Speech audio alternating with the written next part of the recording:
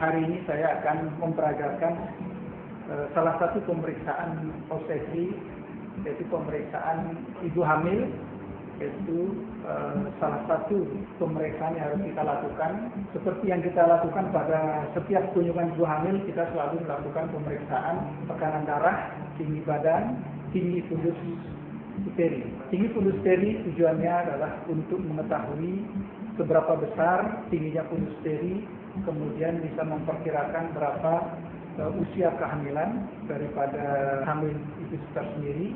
Kemudian juga untuk mengetahui posisi daripada janin itu sendiri, mengetahui apakah sudah masuk pintu atas panggul atau tidak. Kemudian pada kesempatan ini, di samping saya akan memperagakan pemeriksaan palpasi ibu hamil, nanti akan kita lanjutkan dengan pemeriksaan denyut jantung janin. Seperti biasa, sebelum kita melakukan pemeriksaan ibu hamil, maka kita harus mempersiapkan alat dulu. Alat-alat yang kita perlukan adalah bantal, kemudian selimut, kemudian funandoskop untuk mendengarkan denyut jantung janin. Baiklah, saya akan mulai untuk pemeriksaan. Di dalam melakukan pemeriksaan pasien, maka kita selalu harus melakukan atau kita harus menyapa pasien, mengucapkan salam kepada pasien.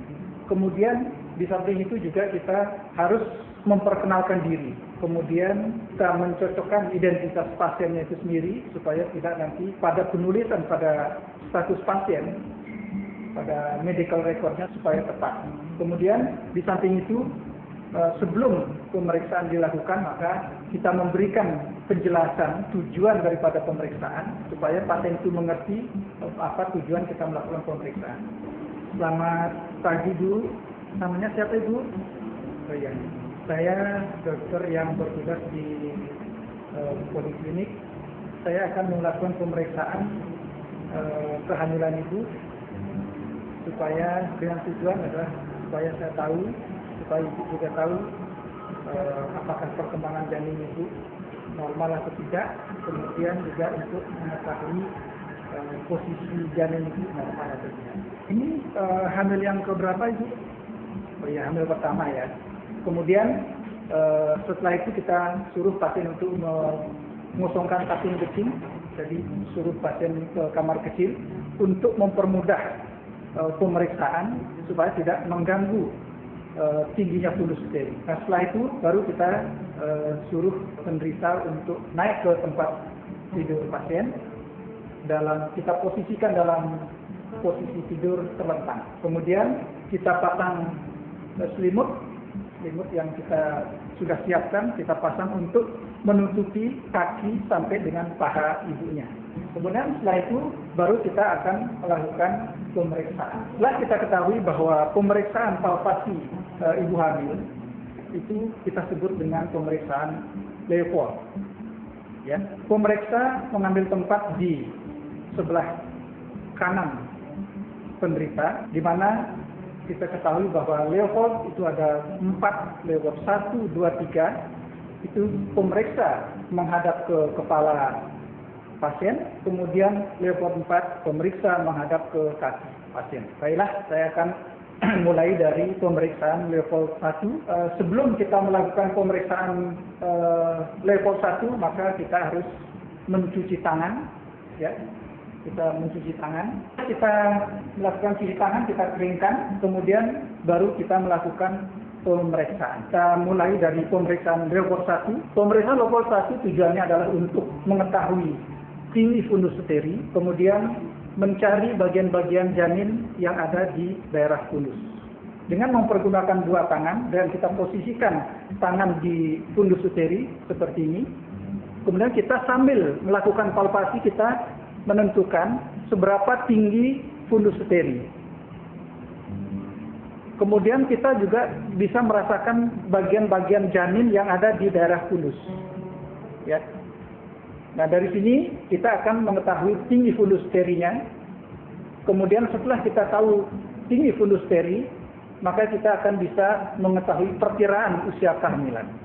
Ya. Seperti kita ketahui, usia kehamilan itu bisa kita memakai patokan mulai dari umur kehamilan kecil, ya.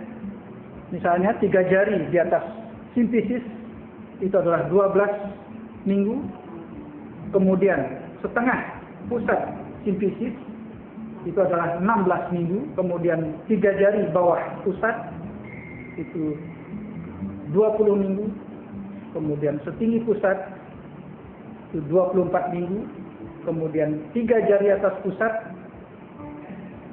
28 minggu, kemudian pertengahan pusat processus itoideus itu 32 minggu, kemudian 3 jari bawah processus itoideus itu adalah 40 minggu atau 36 minggu. Kenapa 40 minggu dia menjadi turun menjadi 3 jari bawah processus itoideus? Karena bagian janin pada 40 minggu biasanya sudah masuk ke pintu atas panggul, sehingga otomatis tingginya fundus steri akan turun lagi. Dari pemeriksaan ini kita dapatkan tinggi fundus steri sebesar 2 jari bawah processus itoideus, di mana teraba bagian-bagian besar janin yang lunak, batas tegas itu adalah tanda-tanda dari bokong. Kemudian itu baru level 1. Kemudian kita lanjutkan dengan pemeriksaan level 2. Pemeriksa tetap berada di sebelah kanan dengan menghadap ke kepala pasien dengan mempergunakan 2 tangan. Tujuan daripada pemeriksaan level 2 adalah untuk mencari bagian-bagian janin yang ada di uterus bagian kanan maupun di uterus bagian kiri. Adapun caranya adalah dengan meletakkan kedua tangan pemeriksa di sisi kanan dan kiri uterus. Kemudian dengan bergantian satu tangan menahan, kemudian satu tangan melakukan palpasi mulai dari kranial ke kaudal.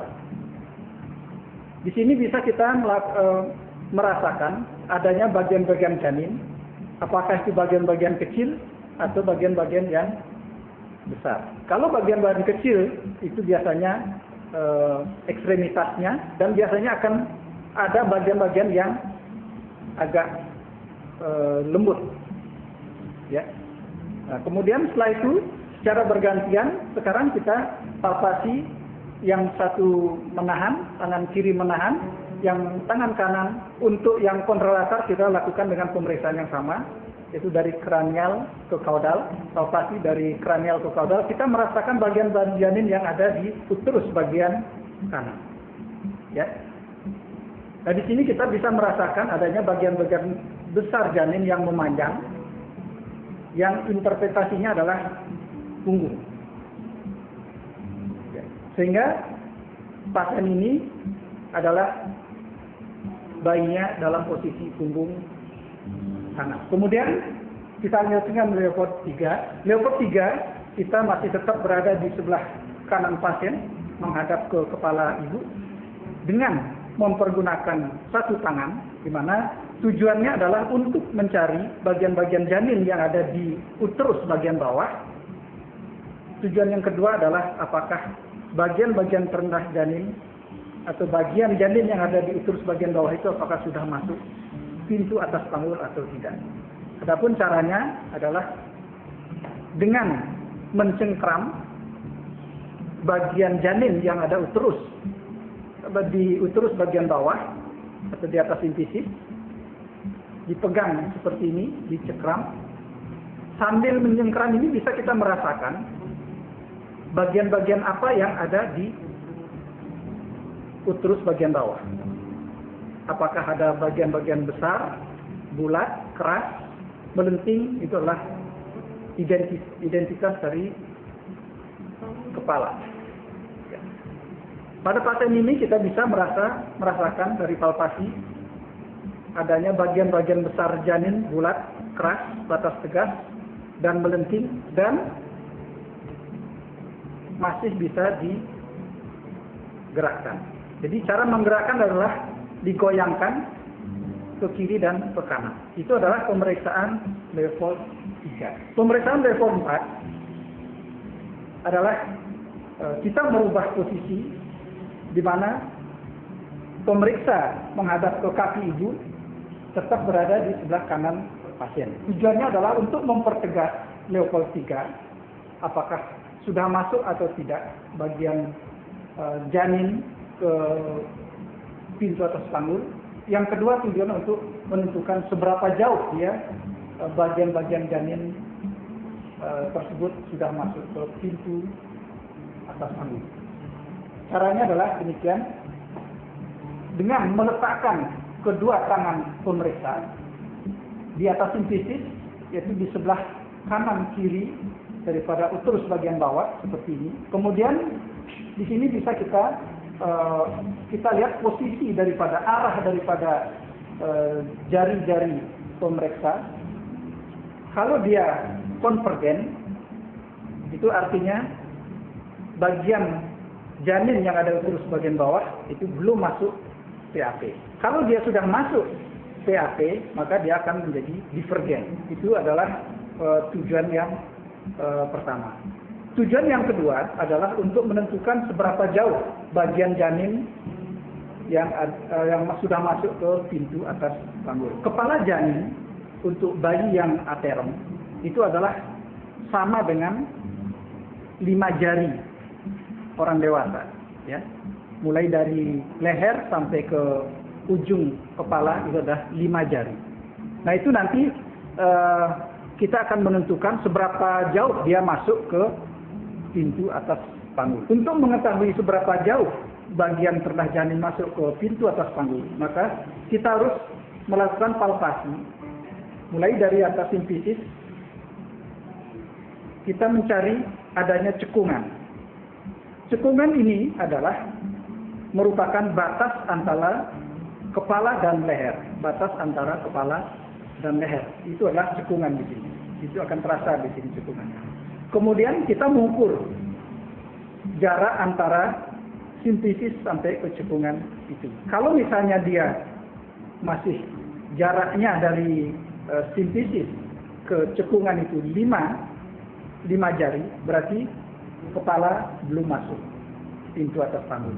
Disebut dengan 5/5, ya, 5/5. Kalau sudah masuk 1 jari ke pintu bawah panggul, maka sisanya cekungan itu akan turun dan sisanya menjadi 4/5. Demikian seterusnya 3/5, 2/5, 1/5, 5/5. Kalau 5/5 itu berarti dia sudah masuk seluruhnya, seluruh kepala sudah masuk panggul.